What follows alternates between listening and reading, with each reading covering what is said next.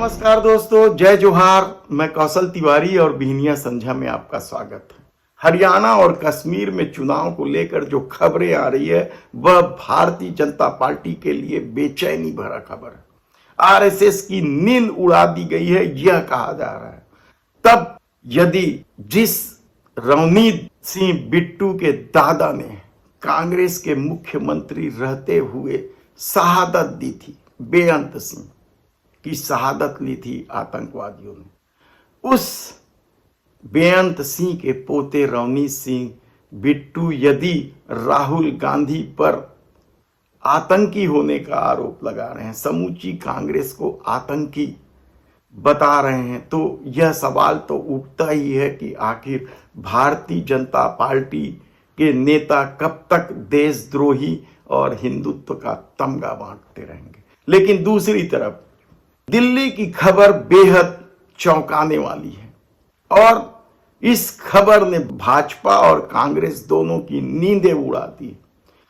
दिल्ली के मुख्यमंत्री केजरीवाल ने जेल से छूटते ही जिस तरीके से कहा कि वे इस्तीफा दे रहे हैं, उनके बदले दूसरे व्यक्ति मुख्यमंत्री बनेंगे और वे मुख्यमंत्री तब तक नहीं बनेंगे जब तक जनता उन्हें चुनकर नहीं भेजती। और उन्होंने महाराष्ट्र के साथ ही दिल्ली का चुनाव कराने की मांग भी कर दी है। चुनाव आयोग के अपने नियम है।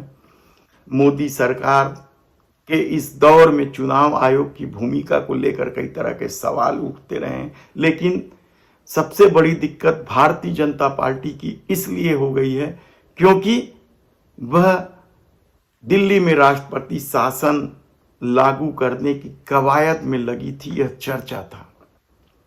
तब दूसरी तरफ टैक्सेशन को लेकर जिस तरीके से निर्मला सीतारमण के सामने एक छोटा सा व्यापारी माफी मांगते नजर आया और यह वीडियो वायरल हुआ, उसे लेकर कांग्रेस ने तीखा हमला किया और मोदी सरकार की नीयत पर भी सवाल उठाए। हालांकि मोदी सरकार की नीयत पर सवाल पहली बार नहीं उठा। इससे पहले पेट्रोल डीजल में खून निचोड़ने वाले टैक्स को लेकर मोदी सरकार कटघरे में रही है। लगातार क्रूड ऑयल के रेट कम हो रहे हैं, लेकिन पेट्रोल डीजल की कीमत में कोई कमी नहीं आ रही और उसकी वजह से महंगाई भी बढ़ रही है, कहा जाए तो गलत नहीं होगा। और महंगाई जितनी बढ़ेगी जीएसटी कलेक्शन उतना होगा। और जीएसटी को तो राहुल गांधी ने गब्बर सिंह टैक्स बता दिया था।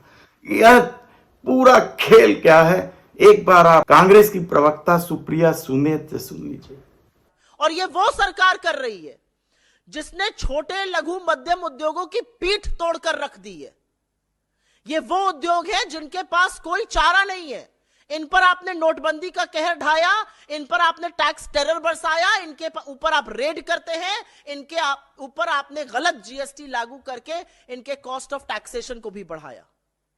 और बड़े बड़े उद्योगपतियों के लिए तो आप लाल कालीन बिछाते हैं, उनके लिए तो आप जी हजूरी में सर झुका के खड़े रहते हैं, बाहें खोलकर खड़े रहते हैं। अडानी हो, फिर देखिए 10 कंपनी खरीदनी थी अडानी जी को, उनकी कुछ आर्थिक समस्याएं थी, सरकारी बैंकों में उनका 67,000 करोड़ बकाया था, खरीदनी मोदी जी के मित्र अडानी को थी। बैंकों ने कहा कोई बात नहीं, डिस्काउंट पर अडानी जी ने खरीद ली। 67,000 करोड़ देना था, 16,000 करोड़ से कम दिया। 74% नुकसान इस देश के सरकार की बैंकों ने झेला, चूना लगाया गया उनको। इस देश के बड़े बड़े कॉर्पोरेट्स का टैक्स घटाकर 22% कर दिया गया, आपका अभी भी 30% बना हुआ है और उसके ऊपर सेस वगैरह लगाकर। इस देश में इनकम टैक्स कलेक्शन अधिकतर कॉर्पोरेट टैक्स कलेक्शन से कम रहता है क्योंकि कॉर्पोरेट आपसे कई गुना ज्यादा पैसा बनाते हैं। लेकिन मोदी जी ने उसको भी खत्म कर दिया। 3.5 लाख करोड़ करीब करीब इनकम टैक्स कलेक्शन हुआ इस साल, डायरेक्ट टैक्स की बात कर रही हूं, और कॉर्पोरेट टैक्स कलेक्शन करीब 2.1 लाख करोड़, 2,10,000 करोड़ हुआ। जो इनकम टैक्स 21% होता था पूरे डायरेक्ट टैक्स कलेक्शन का, वो अब 28% हो गया है। जो कॉर्पोरेट टैक्स मनमोहन सिंह जी के जमाने में पूरे टैक्स कलेक्शन का, डायरेक्ट टैक्स का 35% होता था, वो घट के 26% हो गया है। असलियत यह है कि इस देश के सबसे गरीब लोग, करीब आधे भारतीय, 64% जीएसटी अदा कर रहे हैं। तो आप पर टैक्स की कहर है। टैक्स की मार छोटे लघु मध्यम उद्योगों पर है, लेकिन अगर वो अपनी व्यथा बताएंगे, अगर वो अपनी दिक्कत बताएंगे तो उनके साथ ये किया जाएगा।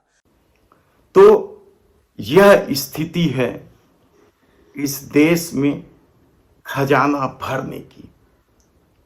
बढ़ती महंगाई, बेरोजगारी और दूसरे मुद्दे, यानी इस दौर में जिस तरीके से सड़कें उखड़ रही हैं, अयोध्या से लेकर संसद भवन तक टपकने की खबर आ रही है, पुल पुलिया ढहने की खबर आ रही है, इलेक्ट्रॉल बॉन्ड से वसूली करने और पीएम केयर फंड के नाम से बेवकूफ बनाने का समूचा खेल क्या धर्म के आड़ में छुपा लिया जाएगा?